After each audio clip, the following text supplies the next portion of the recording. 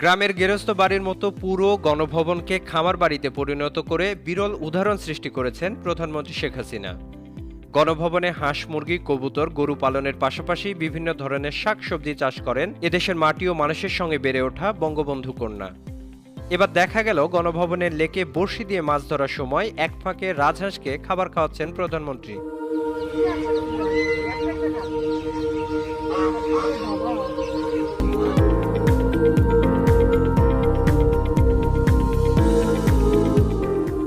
18 মে বৃহস্পতিবার প্রধানমন্ত্রীর কন্যা সাইমা ওয়াজেদ পুতুল তার টুইটারে একটি ভিডিও শেয়ার করেছেন।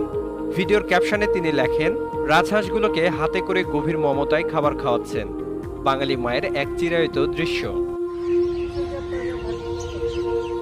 ভিডিওতে দেখা যায় গণভবনের লেকের পাড়ে প্রধানমন্ত্রী তার হাতে থাকা খাবার রাজহাঁসগুলোকে খাওয়াচ্ছেন। এক পর্যায়ে দুইটি হাঁস একসাথে খাবার নিয়ে গেলে প্রধানমন্ত্রীকে বলতে শোনা যায়, দুইটা একসাথে নিলে হবে, একটা একটা করে খা।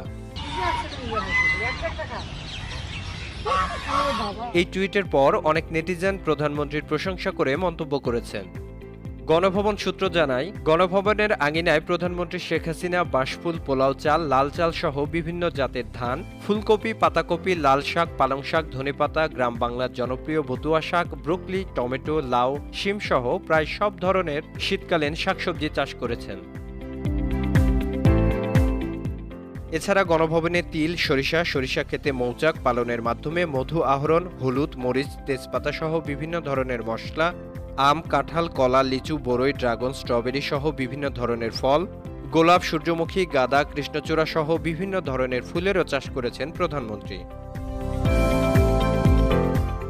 তিনি অবসর পেলেই এসব তদারকিও করেন বলে গণভবন সংশ্লিষ্টরা জানিয়েছেন। এসব ফসল ফলাতে ব্যবহার করা হয় গণভবনে গরুর খামারের গোবর থেকে উৎপাদিত জৈব সার। এছাড়াও গণভবনের আঙিনায় আলাদা করে প্রধানমন্ত্রী শেখ হাসিনা গরুর খামার, দেশি হাঁস, মুরগি, তিতির, চীনা হাঁস, রাজহাঁস, কবুতরের খামার করেছেন।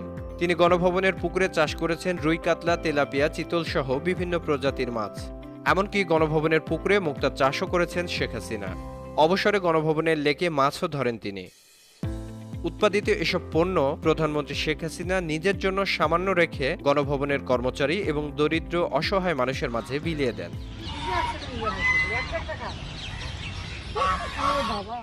News desk, 52 TV.